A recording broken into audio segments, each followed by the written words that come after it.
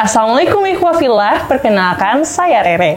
Kali ini Siroh akan membawakan sebuah cerita yang berkaitan dengan hoax. Hoax atau informasi yang tidak benar ternyata bukan hal yang baru, karena hal ini pernah terjadi di zaman Rasulullah SAW. Bahkan yang menjadi korbannya adalah istri Rasulullah sendiri, yaitu Sayyidah Aisyah. Peristiwa ini dikenal dengan istilah haditsul ifki. Bagaimana ceritanya?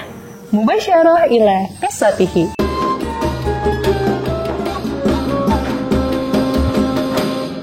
Suatu hari Aisyah pergi bersama Rasulullah dalam peperangan Bani Mustalik.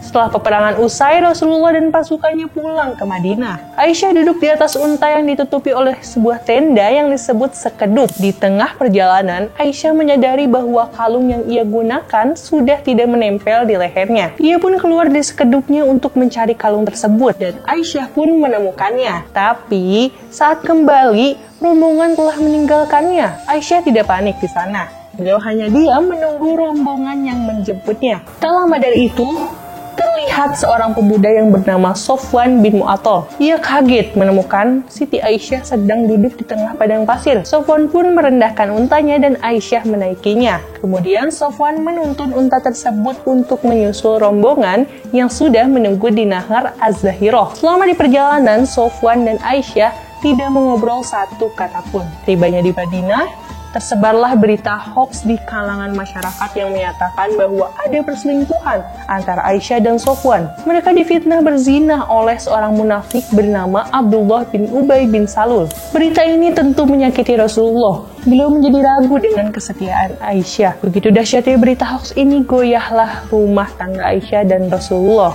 Rasulullah datang menemui Aisyah sambil mengucapkan syahadat. Kemudian beliau bersabda, "Wahai Aisyah, telah kudengar berita begini dan begitu mengenai dirimu. Jika memang engkau bebas dari tuduhan tersebut, tentu Allah akan membebaskanmu. Dan jika engkau telah melakukan dosa, maka mohon ampun dan bertaubatlah kepada Allah. Maka Allah akan mengampuninya." Mendengar perkataan Rasulullah, hati Aisyah sakit bagai tersambar petir.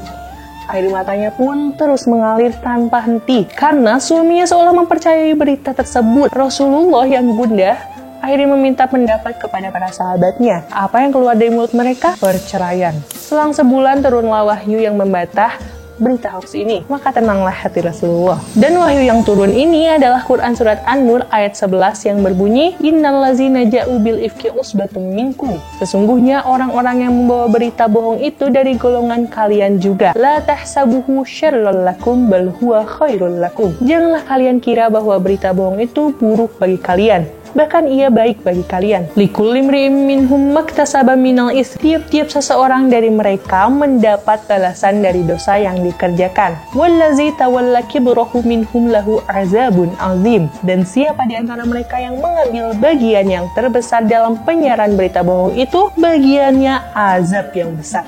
Dari kejadian ini, ada beberapa hikmah yang bisa kita ambil. Di antaranya, kesabaran Rasulullah dalam menunggu wahyu. Dari sini kita juga tahu bahwa setiap keputusan Rasulullah tidak pernah lepas dari wahyu Allah. Dan sebagai muslim, harusnya kita sudah paham konsep tabayun. Setiap kita menerima berita, baiknya terlebih dahulu mengecek kebenarannya dan tidak langsung mempercayainya. Karena seperti disebut dalam Quran Surat An-Nur, ada azab besar bagi orang yang menyebarkan berita hoax. Gimana menurut ikhwafillah? Komen di bawah. Jangan lupa like, share, dan subscribe channel ini.